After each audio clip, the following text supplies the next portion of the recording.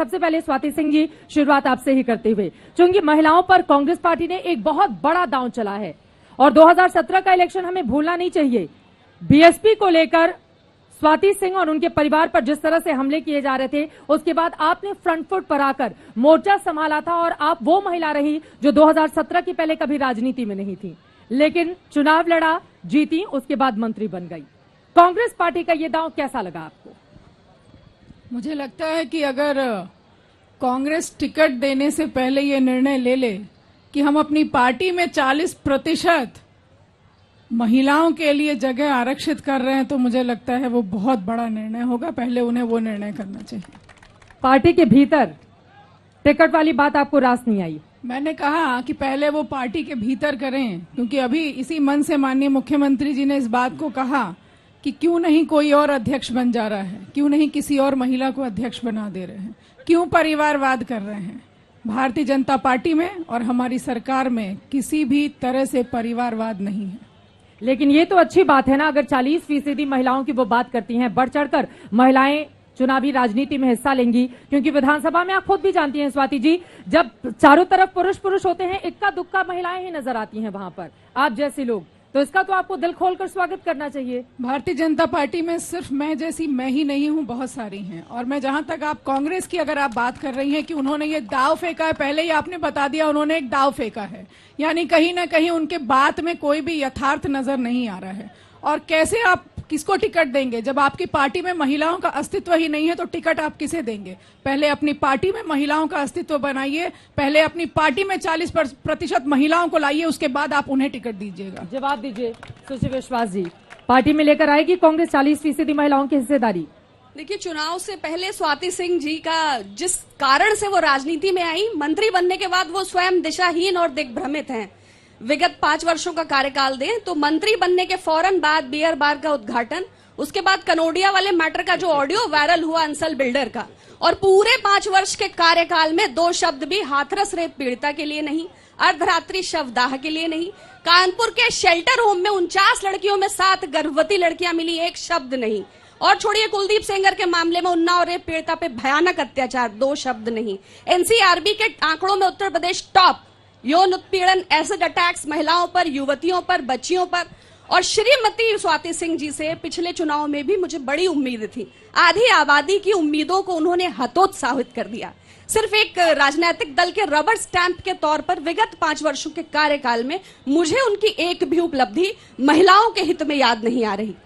देखिए, मैं बताना चाहूंगी, इन्होंने कहा कि बड़ा हतोत्साहित मैंने कर दिया। मुझे लगता है कि कांग्रेस में जितनी भी महिलाएं हैं या कांग्रेस के जितने भी नेता हैं, उन्हें कुछ सीखने समझने की आवश्यकता है। जहां तक आपने कानपुर की बात की, कानपुर में होम की बात की, मैं आपको बताना चाहूंगी कि जिन बच्चियों की आपने बात की, वैसे तो ये मंच ऐसा नहीं है जो उन बच्चियों की बात की जाए। वो बच्चियां जब होम में आई थी, पॉक्सो कांड के अंतर्गत आई थी, और पॉक्सो कांड में कौन सी बच्चियां होती हैं आप उनकी जानकारी लीजिए, उसके बाद किसी बच्ची पर आप टिप्पणी करिएगा। कोई भी बच्ची हमारे होम में किसी भी तरीके से उसके साथ कुछ भी दुर्व्यवहार नहीं हुआ है। जहां तक आपने बात किया हाथरस कांड का, हमारी सरकार में माननीय मुख्यमंत्री जी किसी के लिए भी, किसी भी ऐसे दोषी व्यक्ति के लिए उसको अपने घर में छुपाते नहीं है, उसके ऊपर कार्रवाई सरकार करती है। यहाँ जगह जगह मंत्रियों को बोलने की आवश्यकता नहीं है। ये सरकार ऐसे लोगों के अगेंस्ट काम करती है। हर मंत्री को उठ के खड़ा होने की जरूरत नहीं है, पूरी सरकार ऐसे लोगों के अगेंस्ट खड़ी है। ये कांग्रेस में ऐसा होता होगा। आप बात कर रही हैं, मुझे शायद लगता है याद दिलाना पड़ेगा कि आपकी सरकार में कांड होता था। कांड सुनना चाहेंगी? अगर आप कांड सुनना चाहते हैं तो मैं आपको बता दूं कि जेसिका लाल कांड, मनु शर्मा किसके घर के बेटे थे, किसकी पार्टी से उनके पिता जुड़े हुए थे, ये बताना आप चाहेंगी? तंदूर कांड किसके कार्यकाल में हुआ था, ये आप बताना चाहेंगे? निर्भया कांड किसके कार्यकाल में हुआ था? आप क्या महिलाओं के अस्तित्व की बात करेंगे और आप क्या महिलाओं की सुरक्षा की बात करेंगी? और जहां तक प्रियंका गांधी की बात है, मैं कहती हूं 40% की बात कर रही हूं। उनके परिवार में उनको आरक्षण नहीं मिला, पहले पप्पू फेल हो गए, उसके बाद बेटी को सामने लाया गया। जवाब दीजिए सुश्री विश्वास जी, इसके बाद में आ रही हूँ। देखिए, श्रीमती स्वाति सिंह के शब्दों का चयन बता रहा है कि उत्तेजना चरम पर है और हतोत्साह उनके चेहरे पर मुखर रूप से प्रतिबिंबित है। मुझे शब्दों की आवश्यकता नहीं, मैंने सिर्फ उन पर जो 2 आरोप लगाए उन्हें उसके क्लैरिफिकेशन की आवश्यकता थी। रेप के मामलों में नंबर 1 प्रदेश कौन सा है? एक सेकंड मैम, एक सेकंड। रेप के मामलों में नंबर 1 प्रदेश, क्योंकि देश को जानने का हक है। एनसीआरबी का डेटा क्या कहता है? आप लोगों में से किसी को जानकारी है? मैं इस पे एक बात आपसे कहना किसी को चाहूंगी। जानकार? आपको सुची विश्वास जी पता है? आपकी पार्टी कांग्रेस के पार्टी के शीर्ष नेतृत्व के लोग मोदी जी और योगी जी का जब विरोध करते हैं तो ये भी भूल जाते हैं कि हम देश का विरोध करने लगे। झारखंड में उन्होंने कहा था कि भारत बलात्कार की राजधानी है।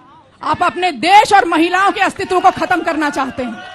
जल्दी से अपनी बात पूरी कर लीजिए। देखिए- दर्शकों की जानकारी के लिए, रेप के मामलों में एनसीआरबी का डेटा कहता है पहले नंबर पर राजस्थान है, दूसरे नंबर पर उत्तर प्रदेश है। तो यहां पर कोई किसी से रेप के मामलों को हमको कम किए जाने की जरूरत है, बजाय इसके कि हम एक दूसरे पर कीचड़ उछालें।